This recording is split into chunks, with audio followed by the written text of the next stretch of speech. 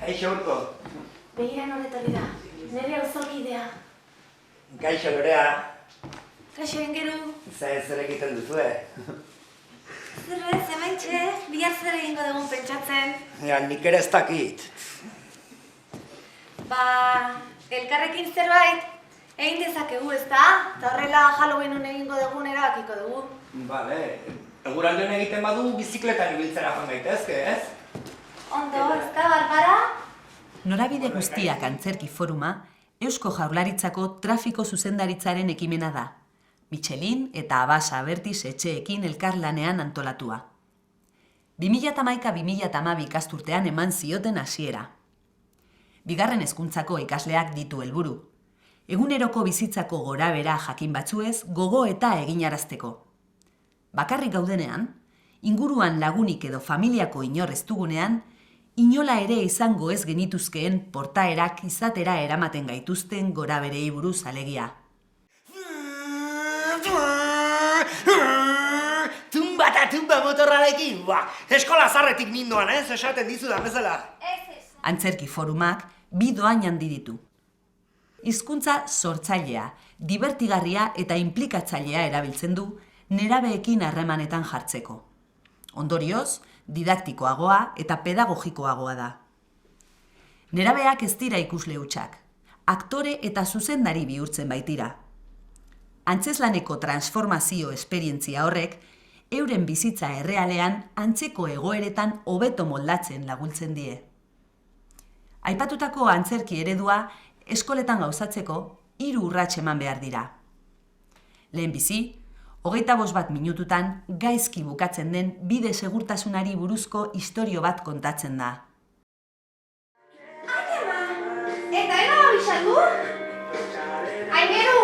Zer? Ordu biak eta 20 dira, eta zer autobusan joan behar genuen. Nik ez joatea erabaki du.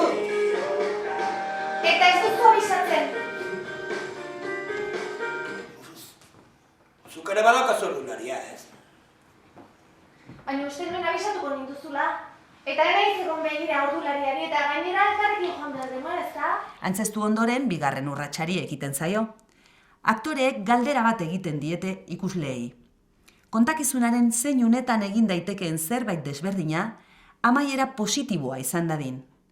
Orduantxe hasten dira ikusleak istorioaren partaide sentitzen.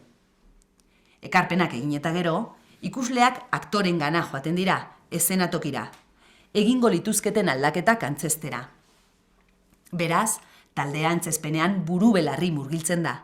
Inplikazio emozionala, mentala eta fisikoa erabatekoak izanik.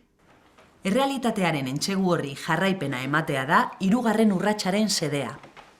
Ikusle talde txikiak osatu eta antzezpenean landutako egoeraren bat aztertzeko eskatzen zaie. Ezagutzen duten edo gelan bizitzen ari diren egoeraren bat izan daiteke. Baina Ingeru nahi goztuen bere lagunen aurrean ondo geratu. Eta ni, hainbeste amorrua neukan. Hainbeste amorru. Eta horregatik erabaki zenuen motorra igotzera, ez? Amorratuta zeundelako. Deitu besterik ez zenuen, Niri gertatzen zen adierazi eta amorruari eutxi. Zure bila joango nintzen. Mutil horrek ez duen beste merezi, ez duzu uste. Hobedak gauza horietaz goiz konturatzia, Zertarako. Ia da berdin da. Ez da berdin. Neskargia zara eta hemen zaude. Proiektu pilo bat zen euskan buruan. Berreskuratu beharko dituzu. Azkenik, izpide dugun programari esker, ikasleek bide segurtasunaren inguruko konpromisoak hartzen dituzte. Eta irakasleek gero, antzerki forumean jorratutako gaiak gelan lantzen jarrai dezakete. Horretarako berariaz sortutako material didaktikoak erabiliz.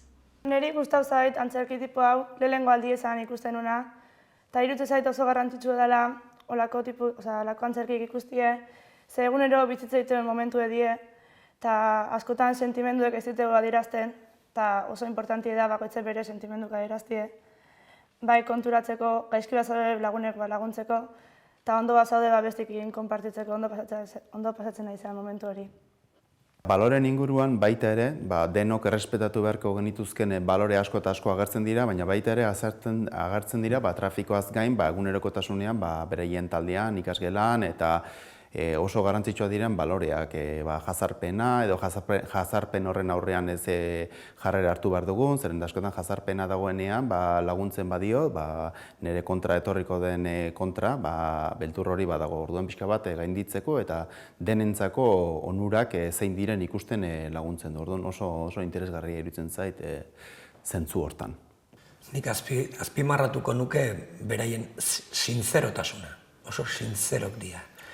Naiz eta askotan gutxi hitz egiten dute edo gelditzen dira isilik, baina hitz egiten dutenean oso sinzero dira eta botatzen dute barrun daukatena, eta hori eskertzekoa da. Oso egoki iruditu zait, oso gertukoa eta orduan beraiei parte arazteko eta parte sentitzeko moduan. Naiz eta askotan lotsak direla medio, ez dute parte hartzen, baino beraiek hain gertu ikustean, nik uste dut askotan sartzen direla nahi gabe errealitate hortan.